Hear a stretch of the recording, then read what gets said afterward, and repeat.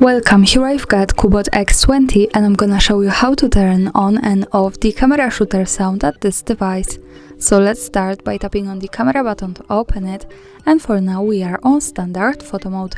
Let me take a picture. As you can hear, the sound is turned on. To turn it off, let's move to this settings bar and pick the second from the left button, so we can get access to more options about the camera we can manage.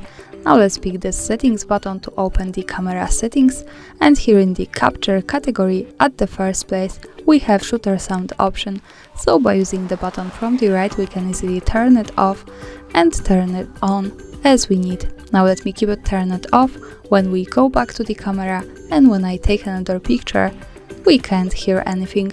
And of course when we tap to the second from the left button once again, then settings and the shutter sound, we can turn it on and hear it.